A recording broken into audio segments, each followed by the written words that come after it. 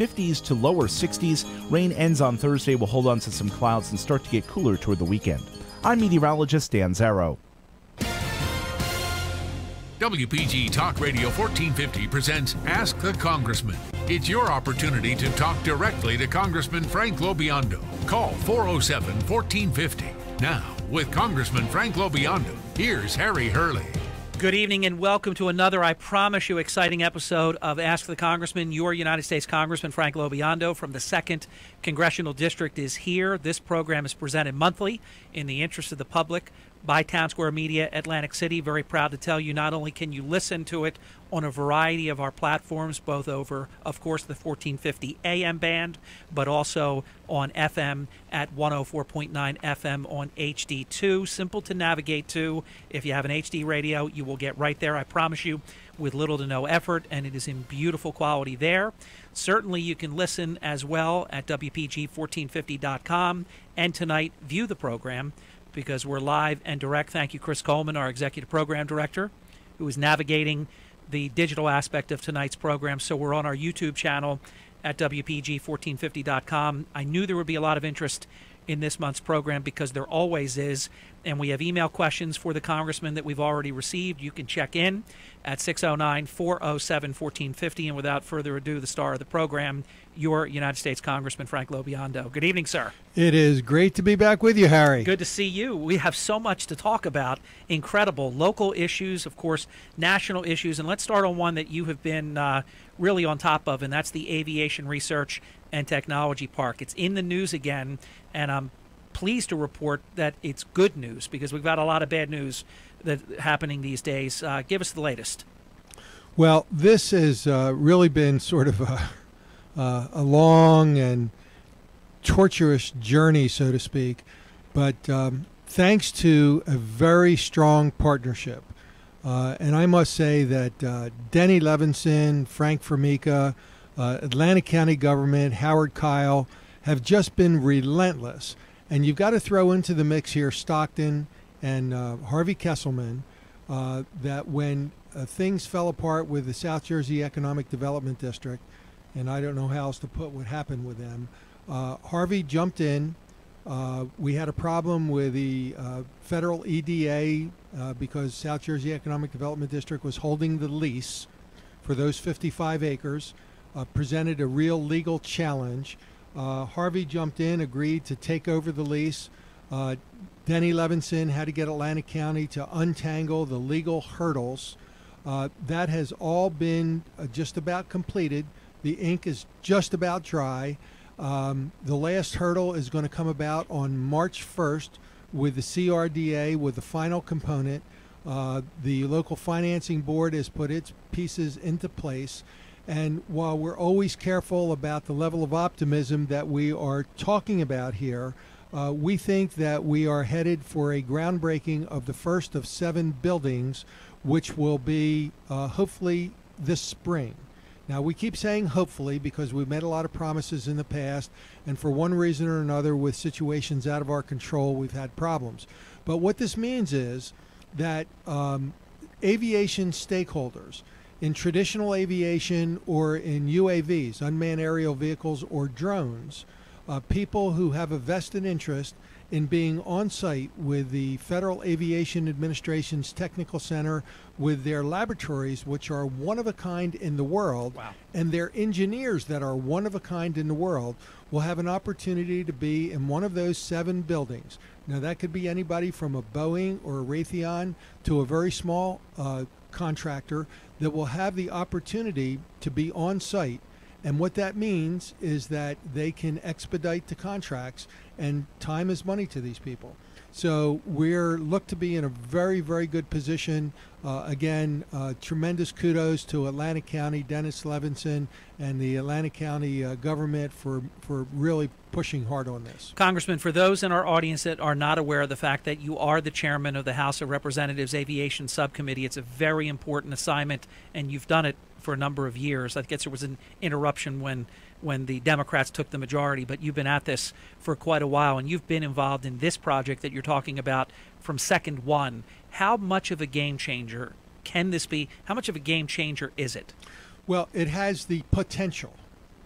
if it is handled properly, to make us the center of aviation really in the nation.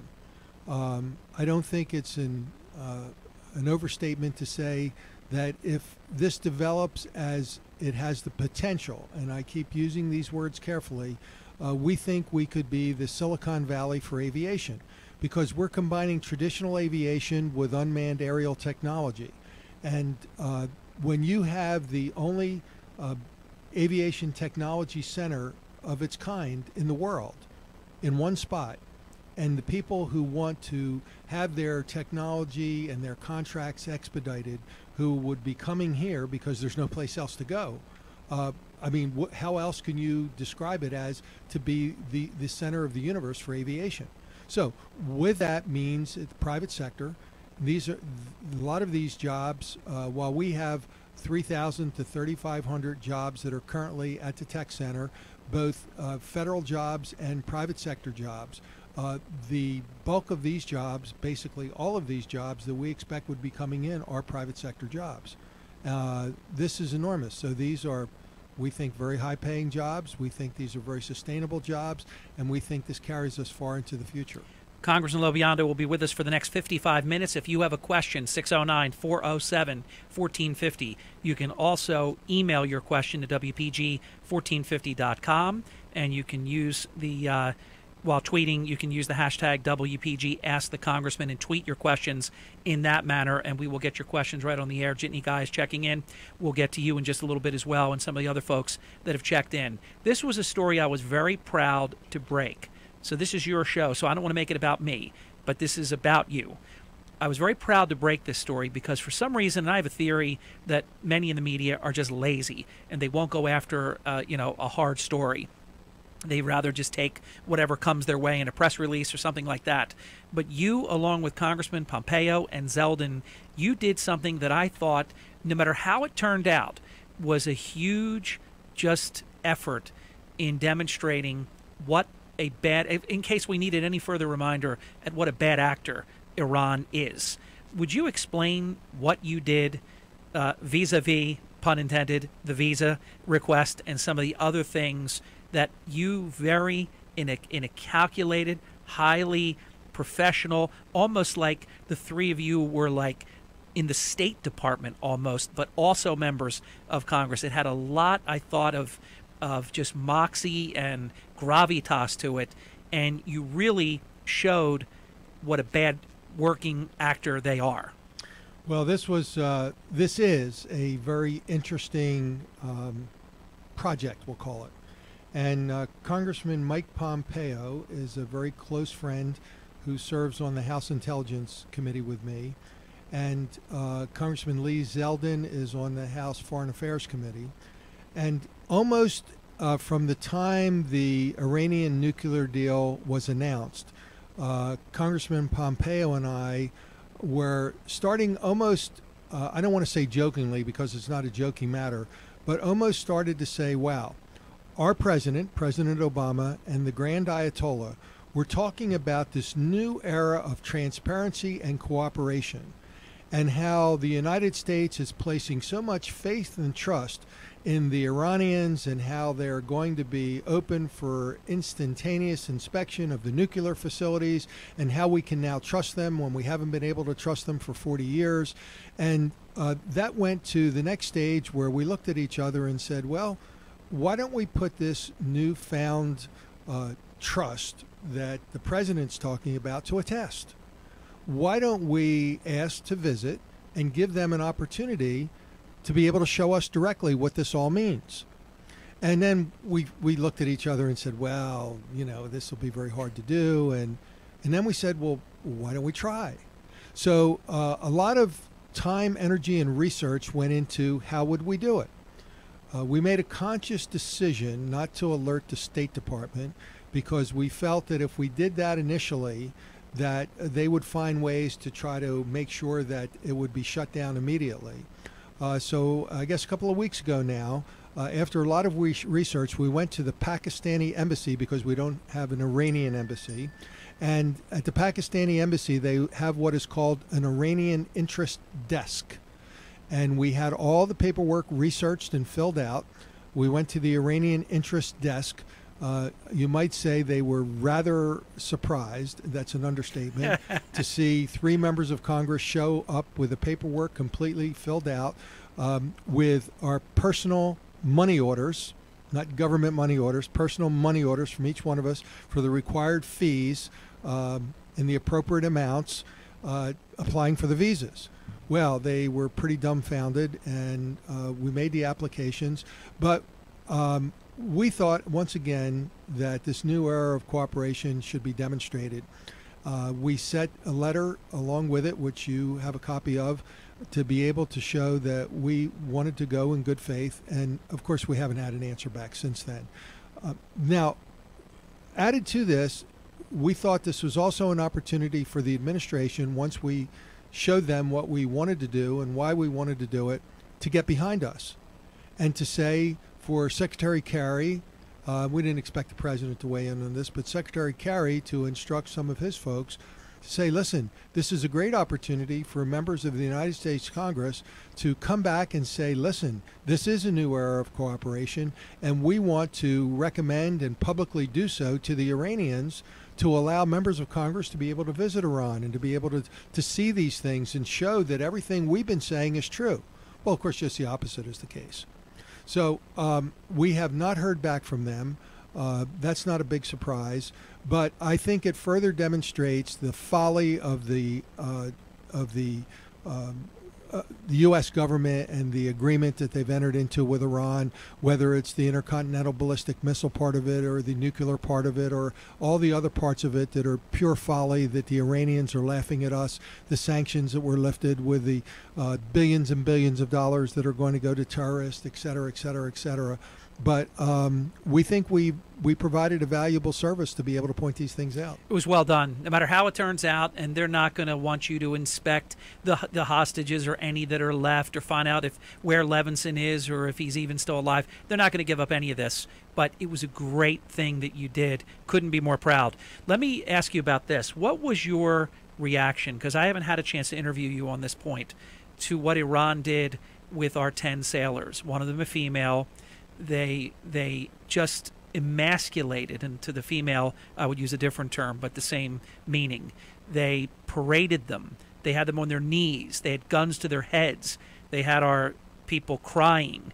They then, on Revolutionary Guard Day, had actors playing our people, in fact wearing clothes like they have access to our uniforms even. They looked like the same uniforms that our people were wearing. What did you think about how Iran did that?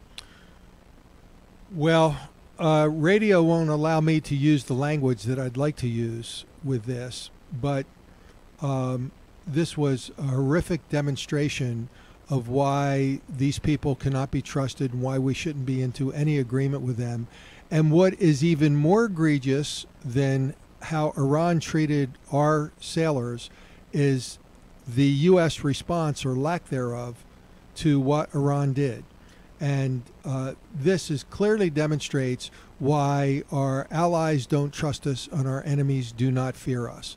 The weak, just pathetic non-response of the U.S. government to such an aggressive move.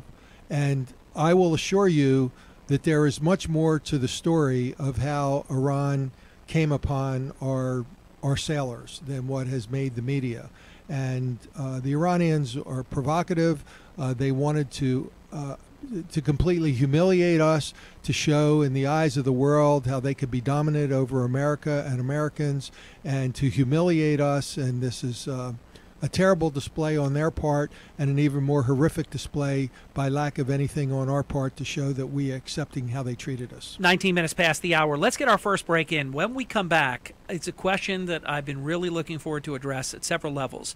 Number one, there has not been, I know that the ceremonies yesterday were beautiful and over the weekend, but there was not, at the moment that the news of the passing of Associate Justice to the United States Supreme Court, Antonin Scalia, Jersey boy, by the way, ladies and gentlemen, when he passed away, there wasn't a second's worth of mourning.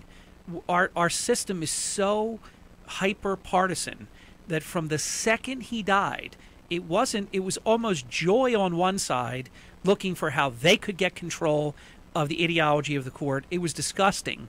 But to watch this fake outrage about how the system should work, we're going to demonstrate. The congressman has a few stories that he's going to share with you that's going to show you exactly how the other side dealt with this issue when there was an opening. I have an audio clip that I'm going to play. All the same players on the Democrat side that are singing a very different tune.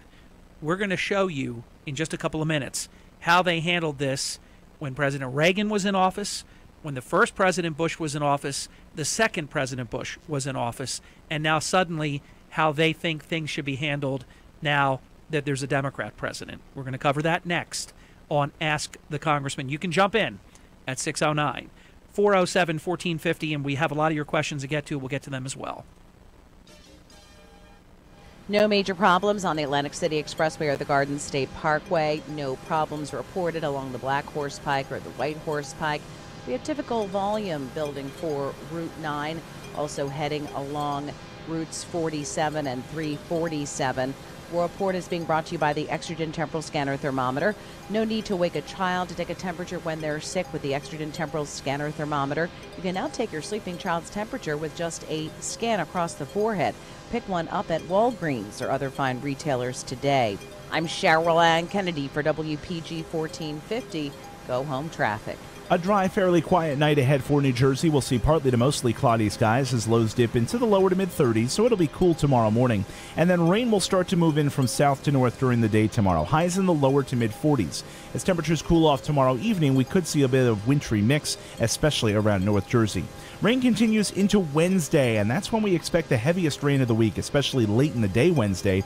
Highs in the 50s to lower 60s. Rain ends on Thursday. We'll hold on to some clouds and start to get cooler toward the weekend. I'm meteorologist Dan Zarrow. Tired of standing in long lines waiting for a prescription from a pharmacist who knows nothing about you? Then it's time to make the switch to Bunting Family Pharmacy in Northfield. Pharmacist and owner Joe Bunting truly cares about each of his customers and their individual needs. Let's listen to Joe now. Hello, I'm Joe Bunting, owner and operator of Bunting Family Pharmacy. Here at Bunting Family Pharmacy, we are entering our 8th year of operation. It is the personal attention that we give each individual patient which makes them feel part of our family. We offer fast and convenient services and easy transfers for all new patients. We also offer a free local delivery service for the community, and we are happy to answer all of your medication and insurance issues. Here at Bunting Family Pharmacy, we are very excited to announce the expansion of our new compounding services that we are offering. Our compounding services are tailored for each individual patient's specific needs. So please consider Bunting Family Pharmacy for all your medication needs and allow us to make you part of our family. Bunting Family Pharmacy, Route 9 Northfield. Online at buntingfamilypharmacy.com. Bring your kids to Kiddabaloo. It's twice as fun as last year, bigger and better in 2 rooms. This is Lauren Taylor. You know me as Shelby from Disney Channel's Best Friends Whenever. Come join me Saturday, March 19th for Kiddabaloo at the Atlantic Christian School for a fun-filled day. Kiddabaloo is Saturday afternoon, March 19th from 1 to 5. Get your tickets now at kiddabaloo.com. Enjoy face painting from Tons of Fun. Jump on moon bounces. Enjoy chubby penguin parties, a boardwalk photo booth, build cupcakes by Jenny Cake, see a magic show from Chad Giros, a Frozen performance by Little Angels, Princess Events, design a Home Depot apron, RCTU portable racing, get your groove on with Big Sarge Zumba dancers, and more. Thanks to Atlanticare and Inspire Photos. It's Kiddabaloo, bigger and better this year, taking over 2 rooms Saturday afternoon, March 19th at Atlantic Christian School in Egg Harbor Township. Get your tickets now at kiddabaloo.com. Hello, I'm Anthony Marchetta, Executive Director of the New Jersey Housing and Mortgage Finance Agency. In the aftermath of Superstorm Sandy, we utilized federal recovery funds to create thousands of affordable rental apartments throughout the state. Sandy-impacted residents who were displaced or experienced major damage from the storm will receive priority. I encourage you to see what's available now at njhrc.gov. That's njhrc.gov. This message sponsored by the New Jersey Housing and Mortgage Finance Agency, the New Jersey Broadcasters Association, and this station. WPG Talk Radio 1450 presents Ask the Congressman. It's your opportunity to talk directly to Congressman Frank LoBiondo. Call 407-1450 now. with Congressman Frank LoBiondo. Here's Harry Hurley. Hey, thanks very much. Welcome back to Ask the Congressman. You can jump in just a little bit, I promise. 609-407-1450 at 24 minutes past the hour. The program, as always is the case, is absolutely flying by. If you're listening, that's great. If you want to also watch us on one of your personal devices, a smartphone, iPad, whatever the case might be, head over to WPG1450.com, and we're broadcasting live right now on the YouTube channel, so you can actually see the program as well as listen to it. Again, WPG1450.com. You can tweet your questions to us using the hashtag WPG Ask the Congressman. Email your questions, WPG1450.com. Okay, I'm going to go first only because I have queued up and ready to go what then U.S. Senator Joe Biden, who was the chairman of the U.S. Senate Judiciary Committee, what he said, his public wishes of how a Supreme Court nomination should be handled when President George H.W. Bush. Now, we could go back to the 80s, and they did the same thing to Reagan, but just for brevity's sake, just trust me on that. They did it to him 18 months out, saying they don't want to confirm anybody and not even to nominate anybody. And so now we're at 1992 phase. And this is what, and it's so ironic, because when you listen to these same people, and they're all still there, and what they're saying now, listen, this is unedited, this is gold, this is C-SPAN. This reminds me of the incredible LoBiondo C-SPAN. Okay, he's laughing because he knows we absolutely, in a Hurley in the Morning, just uber exclusive, we completely crushed an allegation that was made about you. You nailed it. Nailed it. The C-SPAN video audio comes through again. Thank you, Brian Lamb, for C-SPAN, because this would be lost for the ages. This is Joe Biden, then Senator, chairman of the Judiciary Committee. So remember, now it's Chuck Grassley, chairman Judiciary. Now he's Vice President Joe Biden, and they're all singing a different tune. Listen to Jersey Joe Biden, 8-9 months with President Bush the First, still with 8 to 9 months of his term left. It is my view that if a Supreme Court justice resigns tomorrow or within the next several weeks, or resigns at the end of the summer, President Bush should consider following the practice of a majority of his predecessors and not name a nominee until after the November election is completed. Oh, and they're clapping and they're happy. And my, Mr. Congressman, isn't that rather inconvenient? Yeah. Very much so. So there you have it. Now let's fast forward to 2005-ish. What are we, about 18 months of President Bush 2? 2005. We're at 2005, and it is Senate Majority Leader Harry Reid. And I don't have audio, but thanks to my crack communications director, I will quote from Senate Majority Leader Harry Reid, "The duties of the Senate are set forth in the U.S. Constitution. Nowhere in that document does it say the Senate has a duty to give presidential nominees a vote." End quote. So we're looking at the 2 terms of Reagan, it happened to him. The 1 term of George H.W. Bush, it happened to him. The 2 terms of George W. Bush, it happened to him. The last 3 Republican presidents, it happened to all of them. And now all of a sudden, you might think the cat just had kittens. Yeah. I mean, now everything that they said... Quote me on that, Chris Coleman. Everything that they said for a couple of decades. Yes. When they had control, they're disavowing. Now it's erased. Yes, it's revisionist history. Now, is this, in your estimation? I know you don't get a vote to confirm because you're in the House of Representatives. This would be the Senate if it ever got out of committee or even to committee. But isn't this checkmate? I mean, I realize we live in bizarro world, and maybe they could get away with like Impossible Mission Force IMF team will just burn the tape and it'll smoke away, and it never happened. But isn't this checkmate where just let's keep the status quo? This is exactly how you liked it. This is exactly how we've done it in modern presidential history. Why are you going to diverge from this past practice? I think that should be the Republican play. Well, it should be the Republican play, but I will promise you that they will pretend that those words were never uttered, that that was never their position, that they will try to convince the country that the big bad Republicans are destroying the Constitution and are, all these other things that they're going to say, and hope that these clips and all these things that were said over the course of a couple of decades when they were in control just, are not heard by the American people. And the mainstream media will be complicit in not repeating any of this. So, but let's hope that Mitch McConnell holds firm in what he said, and that we wait till there's a new president and let the new president, Let me ask you strategy. Would it be best to not even take up the president is going to make a nomination, and nobody's telling him not to. He's the president. That's his constitutional authority to make a nomination. The Senate does not have to take up the nomination. That's now their ballywick. My wish would be for them not even to take it up, because to have the hearings gives the whole national Democrat media this specter. The Democrats will be running campaign fundraisers off of this. I think they should take whatever heat comes for not having hearings, because it's a better path than holding the hearings. That would be my choice. And I think every time that there is pressure to hold a hearing, I would pull out the Joe Biden clip that you just had. I would pull out... That's gold right there. I would pull out the Harry Reid clip from 2005 and say, ask Mr. Reid what has changed since 2005. Ask Vice President Biden what has changed since he uttered those words. What do you think? Because Joe Biden, he's goofy, but he's quasi-honest compared to the rest of them.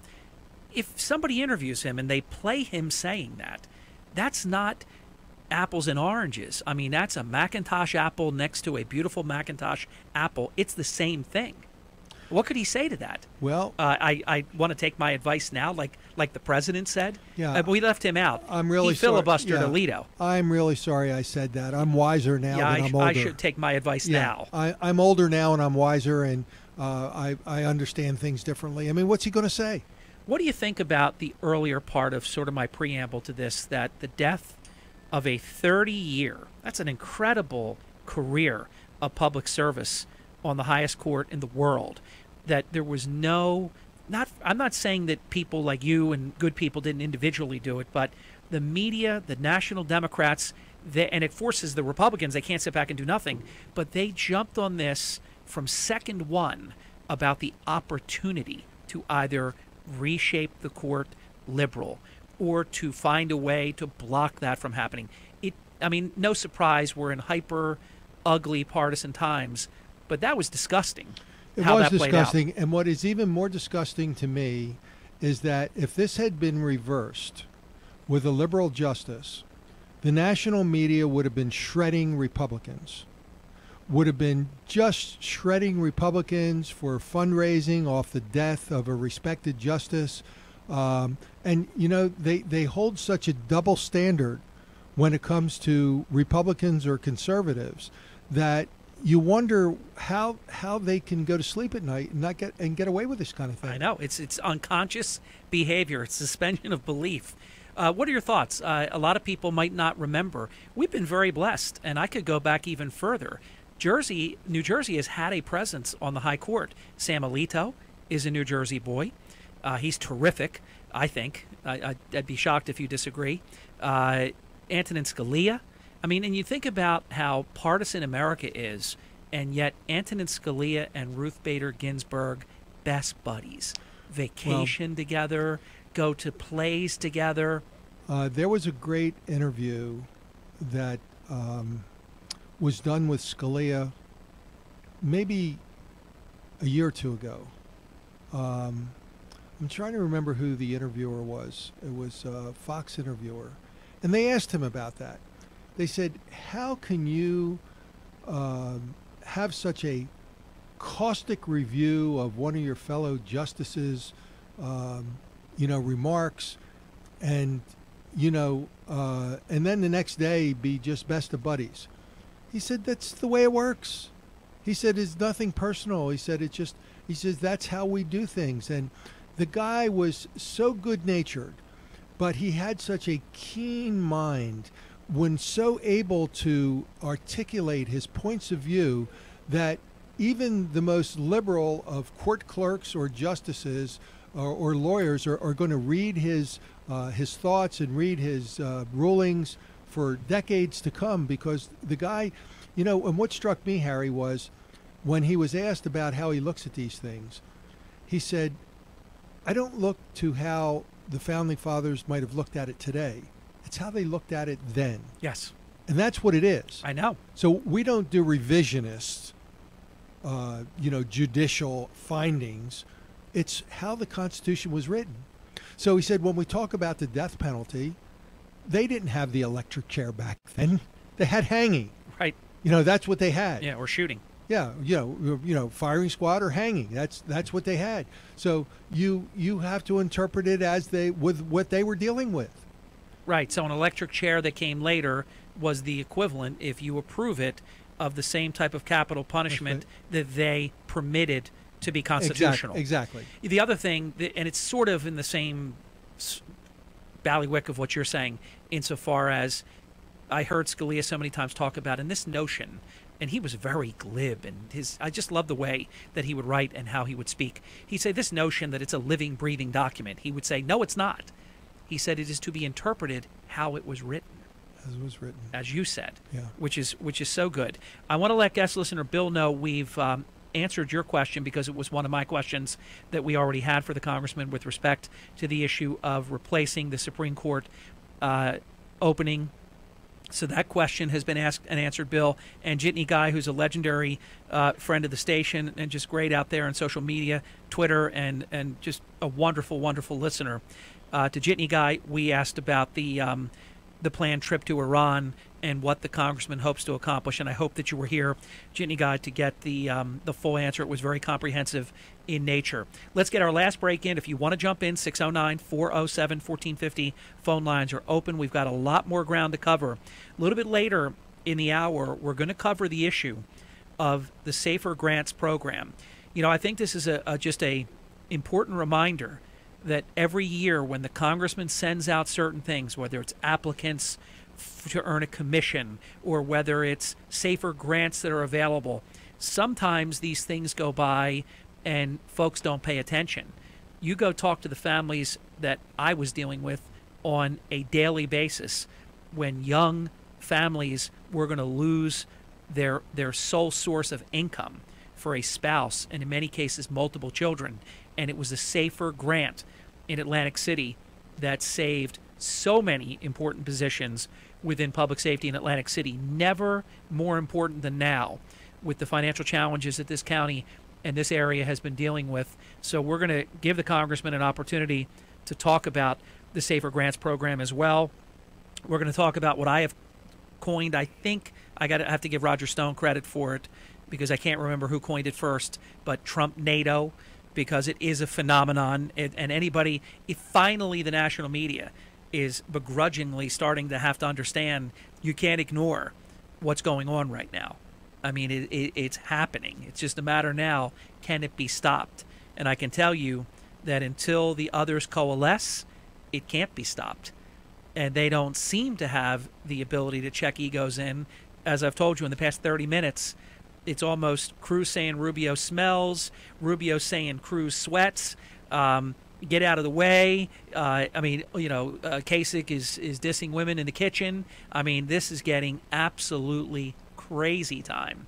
And the Nevada caucuses, one of the strangest, arcane, just crazy processes. The next stop for the Republicans tomorrow. No major problems on the Atlantic City Expressway or the Garden State Parkway. No problems reported along the Black Horse Pike or the White Horse Pike. We have typical volume building for Route 9, also heading along routes 47 and 347. War Report is being brought to you by the Exergen Temporal Scanner Thermometer. No need to wake a child to take a temperature when they're sick with the Exergen Temporal Scanner Thermometer. You can now take your sleeping child's temperature with just a scan across the forehead. Pick one up at Walgreens or other fine retailers today. I'm Cheryl Ann Kennedy for WPG 1450. Go home traffic. A dry, fairly quiet night ahead for New Jersey. We'll see partly to mostly cloudy skies as lows dip into the lower to mid-30s, so it'll be cool tomorrow morning. And then rain will start to move in from south to north during the day tomorrow. Highs in the lower to mid-40s. As temperatures cool off tomorrow evening, we could see a bit of wintry mix, especially around North Jersey.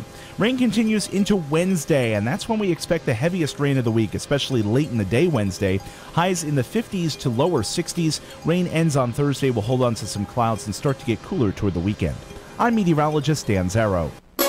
Listen up, South Jersey. It's time to get the biz on. Pete Polino at Sport Hyundai here. Are you driving a hoopty? Are you paying more than $300 or $400 a month? Stop it! 250.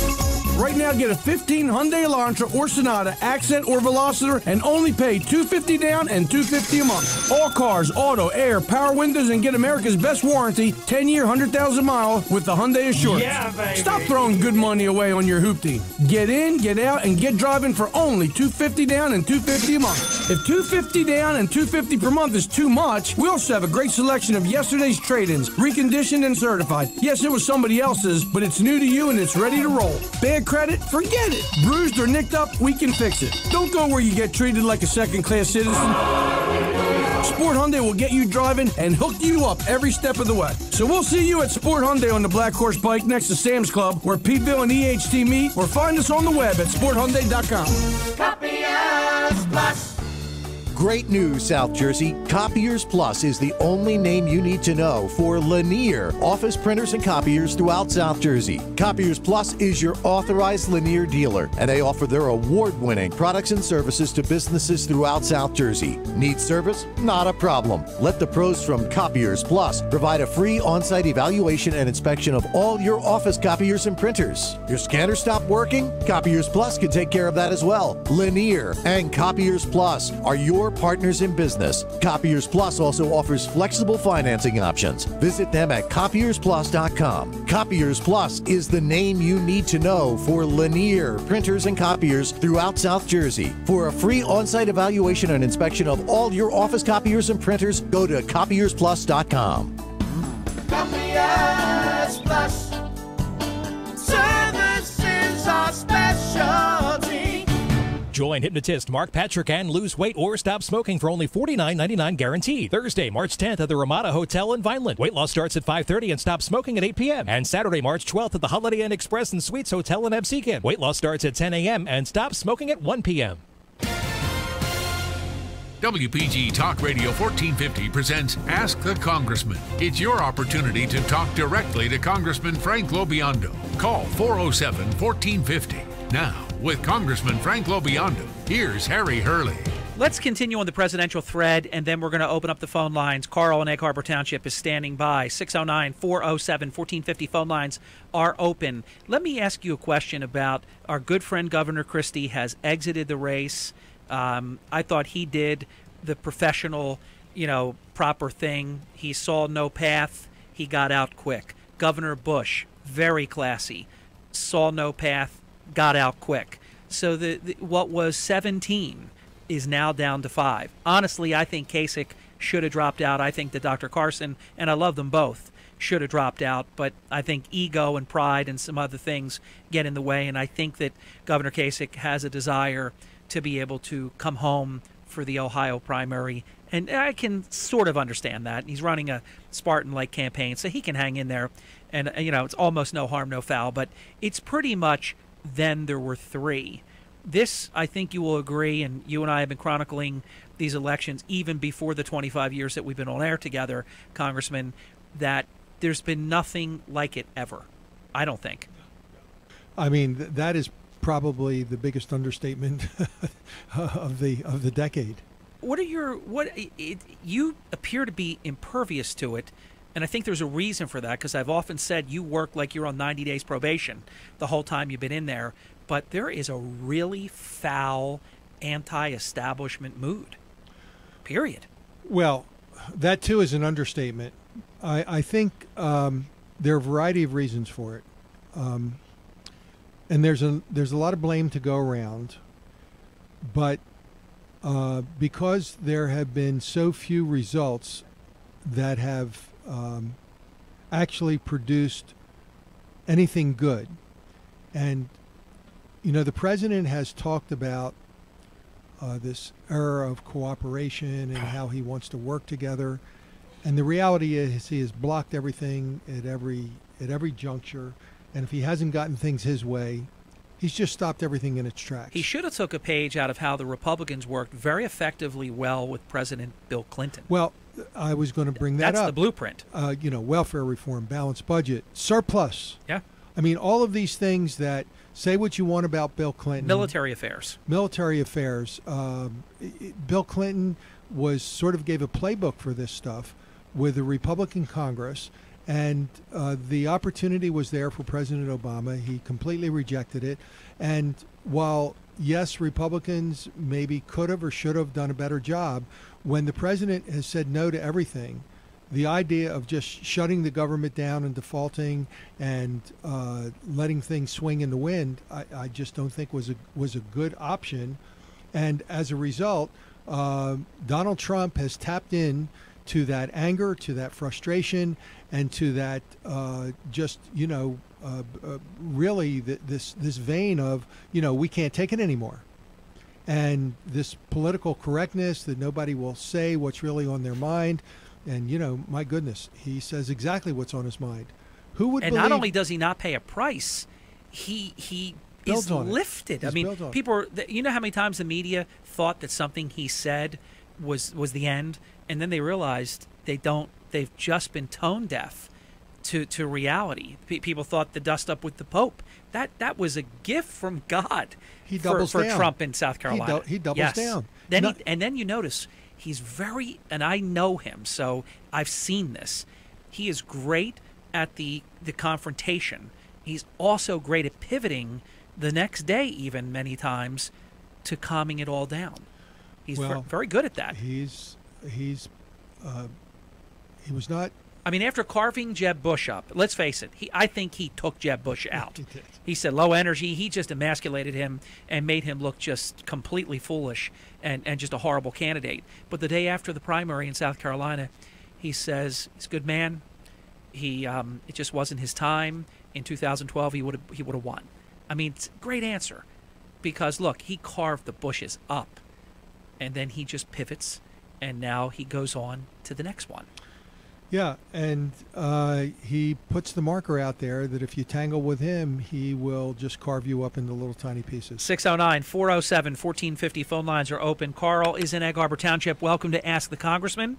And Carl, you are on the air with Congressman Frank LoBiondo.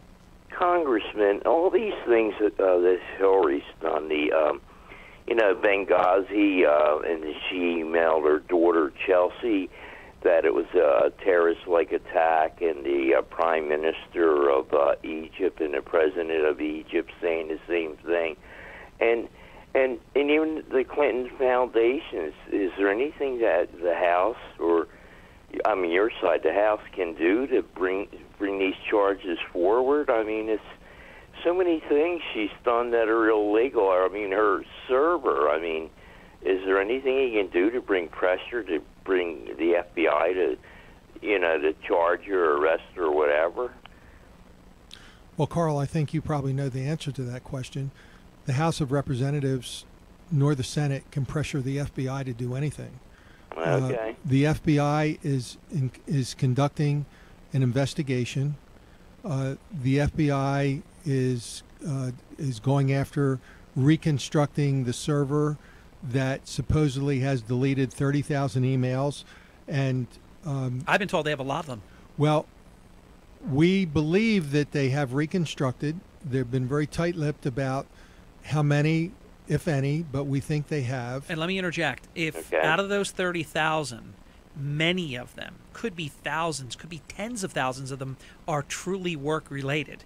Because this is why I said from second one, she never turned over the server. That was the government's. Once she did the government business on a private homebrew server, that was the government's property. She never to this day gave that over to the government. Thank God the FBI got the independent contractor, who it turns out probably realized this is really something we better hold on to. So I think there's going to be a whole story that we're going to know one day about how all this happened, and it might not be as much reconstruction as some people think. It might just be that the independent contractor had the information the whole time.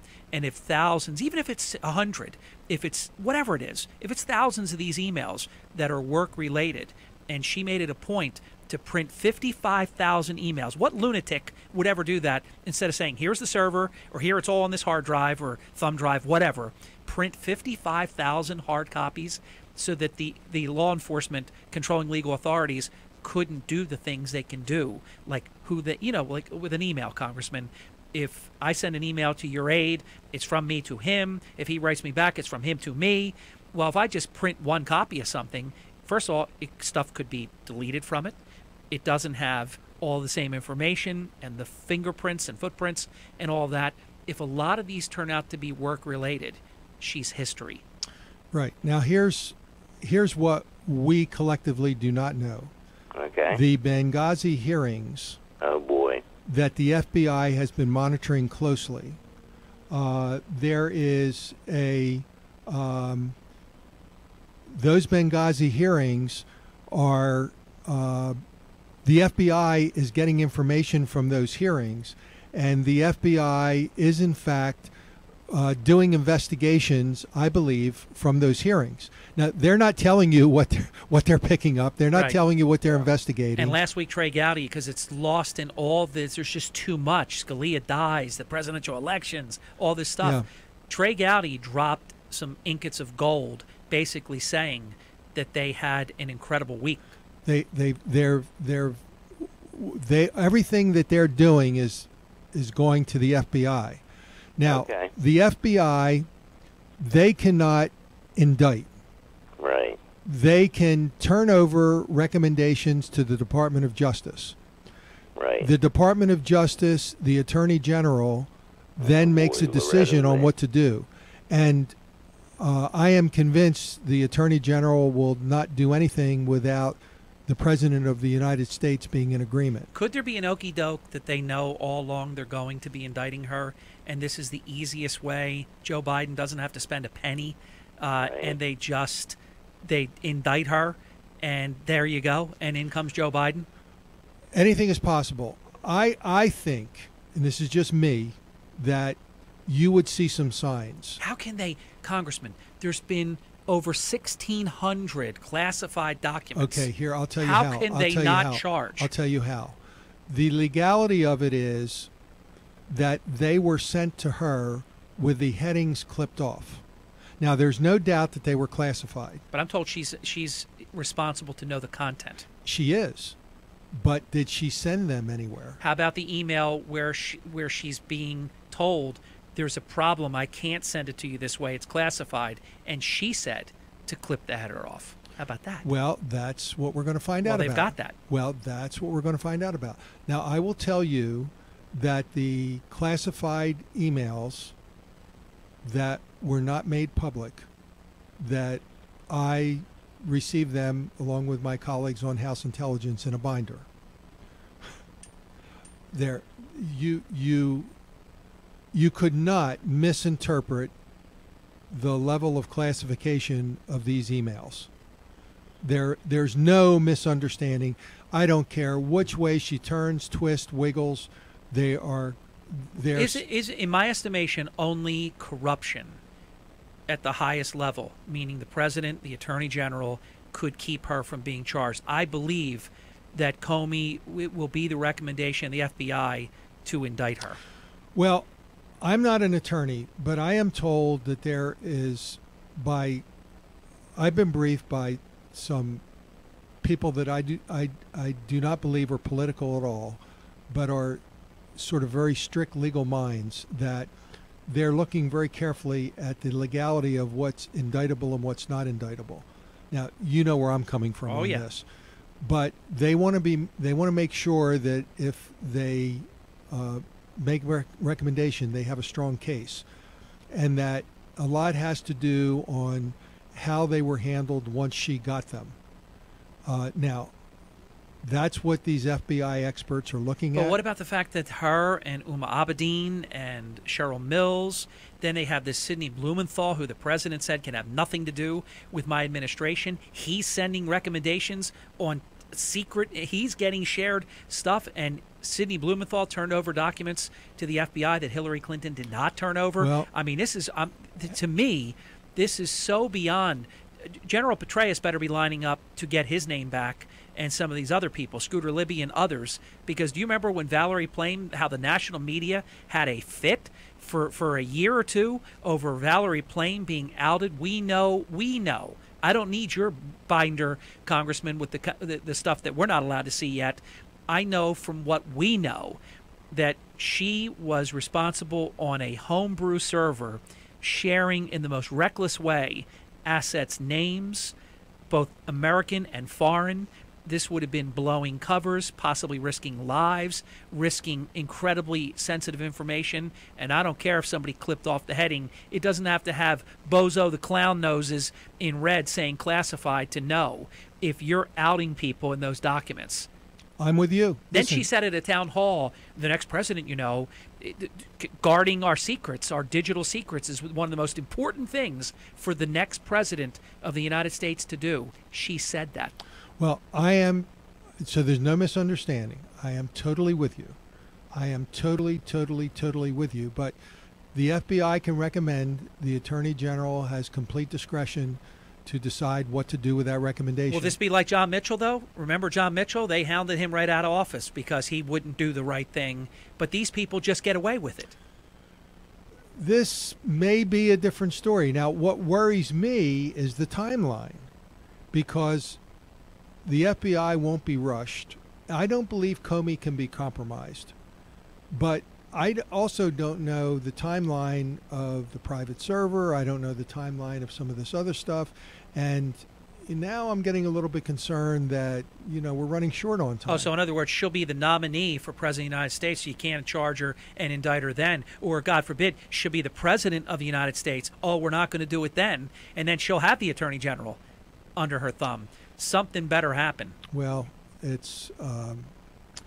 because nobody should ever be charged with that again if she doesn't get charged. And if the FBI is making a recommendation and the Attorney General attempts to sit on it, do we know that? And what happens if the Attorney General has a recommendation from the FBI for hypothetical discussion purposes yesterday, and the Attorney General attempts to sit on it for a period of time, and we find out in 2 months that they've been sitting on it for 2 months? Yeah. What kind of lid blows off of that one? Maybe a director of the FBI decides to resign.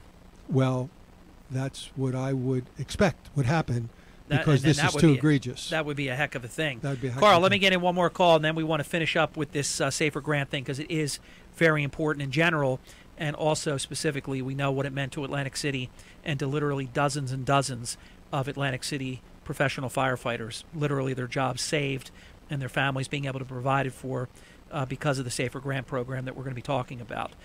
Al, in Atlantic City, you're on with your congressman. Go right ahead. And thank you, Congressman, for everything you do and for sticking with the situation. I don't know how you'd handle it, but it's got to be an awful lot of pressure on you. Well, regarding the CRDA and the aviation park, the board chairman on Thursday's newspaper said that he was concerned whether the CRDA,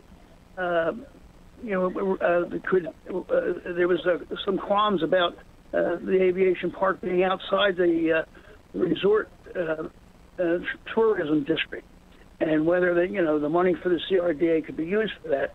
And I was wondering, how did they get away with sending money to North Jersey, because I believe that North Jersey's out of the tourist district too.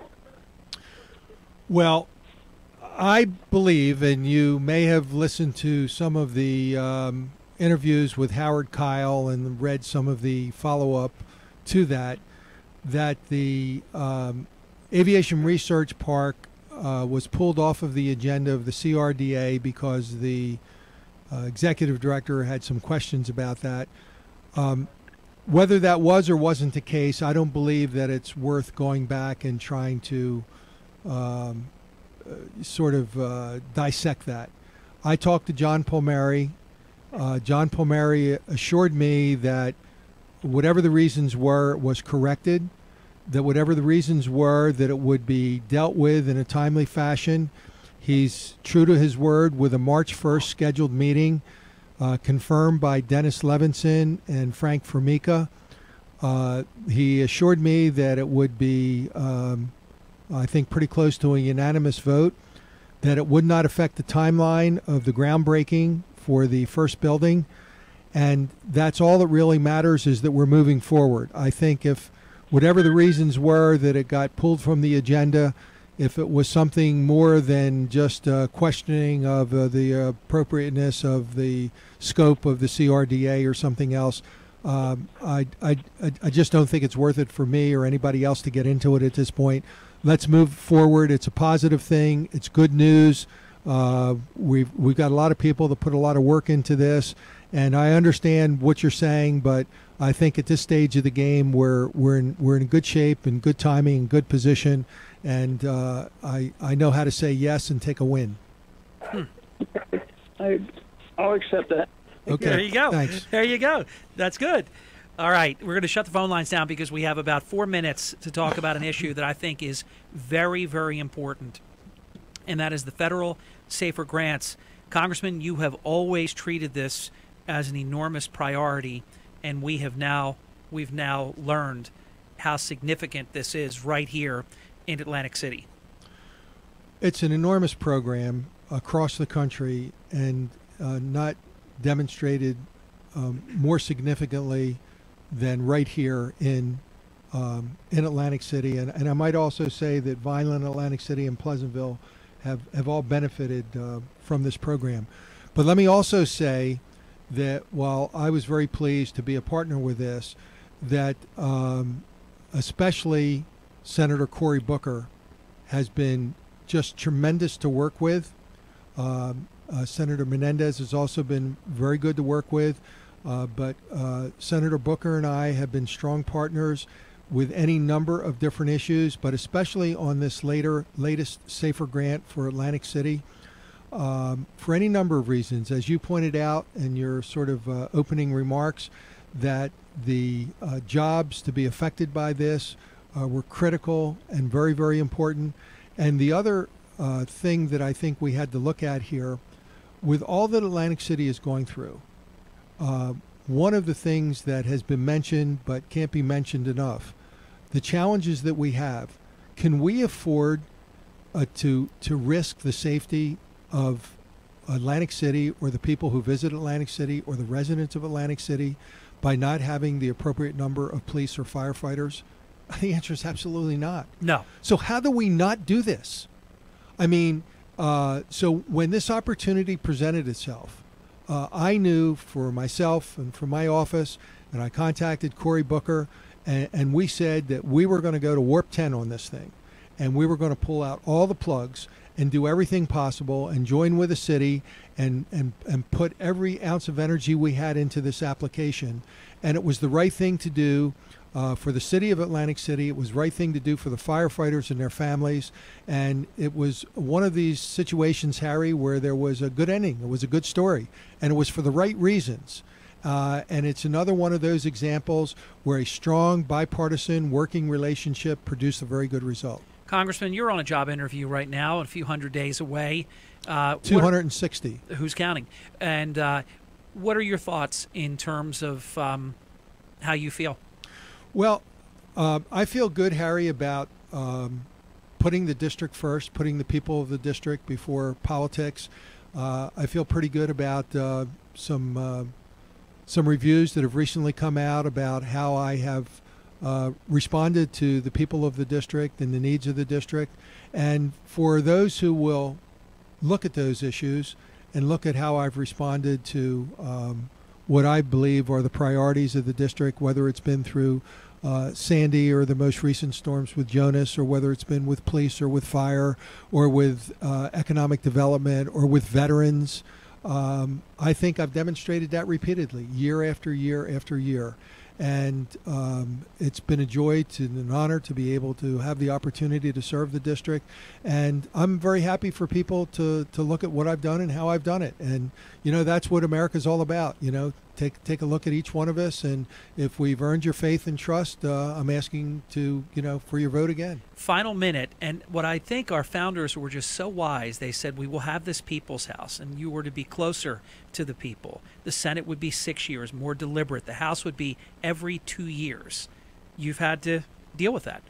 We deal with it, and what that means is you're never not on duty. Yes. I'll walk out of here. I'll stop at a convenience store to get an iced tea or a drink or something. Inevitably, I'll see someone. They'll say, "Hey, I've been meaning to call you.